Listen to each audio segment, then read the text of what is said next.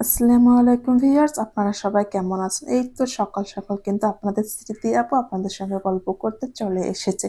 আজকে একটু আমার ভীষণ মন খারাপ, কেননা কালকে থেকে একটু আমি অসুস্থ ছিলাম, সেই জন্য আমার মনটা তো ভীষণ খারাপ হয়ে গেছে। ভাবছি আমার ভিউয়ার্সদের সঙ্গে একটু গল্প করে আসি। আজকে না সকালবেলা একেবারে ঘুম থেকে উঠতেই পারিনি, যেহেতু আমি ৮টা থেকে ৮:৩০টার মধ্যে রান্নাবান্না কমপ্লিট করে ফেলি।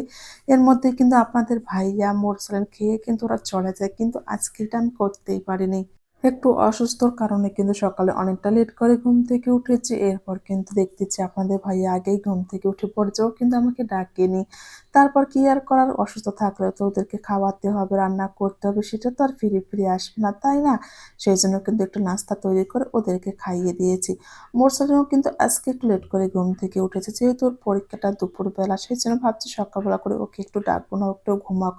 এই তো রান্নাবান্না করব এখন, সেই জন্য কিন্তু সমস্ত কিছু এডিট করে নিয়ে এখানে কাপড়গুলো তুলতে এসেছে। কালকে কিন্তু আমি অনেকগুলো কাপড় কেচেছিলাম, সেগুলোই সুন্দর করে শুকিয়ে গিয়েছে আর এখান থেকে নিয়ে গেলাম।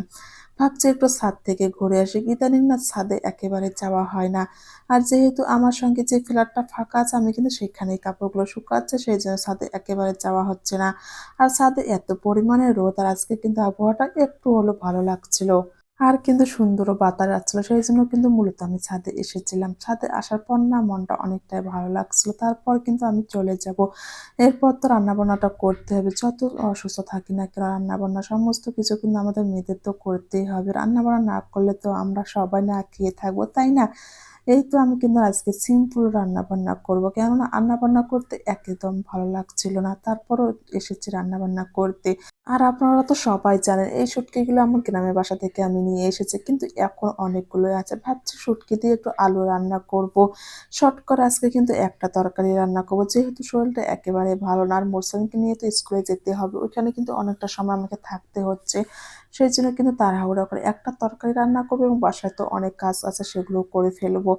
এই তো আলুগুলো আমি এখানে দিয়ে দিয়েছি। আলুগুলো সুন্দর করে কষিয়ে নেব। শুটকিগুলো না আমি সুন্দর করে ভেজে রেখে দিয়েছি। এটা আর এখন দেব না। অনেক সময় দেখা যায় আগে থেকে শুটকি সহ আলুগুলো কষাতে কষাতে কিন্তু শুটকিগুলো একটু ভেঙে যায়, এর মধ্যে কিন্তু কাঁটা ছড়িয়ে যায়, সেটা আমি একেবারে খেতে পারি না। সেই জন্য আমি শুটকিগুলো কিন্তু তুলে রেখে দিয়েছি, একটু পরে দিয়ে দেবো। এদিকে রান্না বসিয়ে দিয়ে কিন্তু আমি ঘরগুলো সুন্দর করে গুছিয়ে নিচ্ছিলাম। রান্না বান্নার ফাঁকে ফাঁকে কিন্তু আমি অন্য অন্য কাজগুলো কিন্তু কমপ্লিট করে নিচ্ছিলাম, যেহেতু হাতে খুবই কম সময় আছে। এর মধ্যে তো মোর একটু পড়াশোনাও করাতে হবে, সেই জন্য তাড়াহুড়া করে কিন্তু কাজগুলো করেছিলাম। এই তো আমি সুন্দর করে আলুগুলো কষিয়ে নিয়েছি, এর মধ্যে এখন শুটকিগুলো দিয়ে দিয়েছি। এভাবে রান্না করলে না অনেক বেশি মজা লাগে। রান্না করতে করতে ভাবছিলাম যে মোরসালিন কি খাবে, ও তো শুটকি একেবারেই পছন্দ করে না। সেই জন্য কিন্তু মাথা চট করে একটা বুদ্ধি আসলো যে ওকে একটা ডিম পোস্ট করে খাওয়াবো। যেহেতু ছোট্ট মানুষ অল্প একটু ভাত খাবে, সেই জন্য ভাবছি একটা ডিম পোস্ট করে ওকে খাইয়ে স্কুলে নিয়ে যাব। এই তো আমার রান্নাবান্না কমপ্লিট, হাতে এখনো কিন্তু অনেকটা সময় আছে। ভাবছি সমস্ত বাজার সুন্দর করে গুছিয়ে রেখে দেব। এই বাজারগুলো কিন্তু ২ দিন আগে আপনাদের ভাইয়া নিয়ে এসেছিল, কিন্তু আমি একেবারে গুছাতেই পারিনি। যেহেতু আমি একটু অসুস্থ ছিলাম, যেইভাবেই এনেছে সেইভাবেই কিন্তু আমি রেখে দিয়েছি। এই তো আমি সুন্দর করে বাজারগুলো গুছিয়ে নিচ্ছিলাম, আর এদিকে আমার বাবাটাও এসে আমাকে হেল্প করেছিল। এই জিনিসটা না আমার অনেক বেশি ভালো লাগে। আমি যেকোনো কাজ করলে আমার বাবাটা কিন্তু চলেই আসে। সবাই আমার বাবার জন্য দোয়া করবেন। আল্লাহ হাফেজ।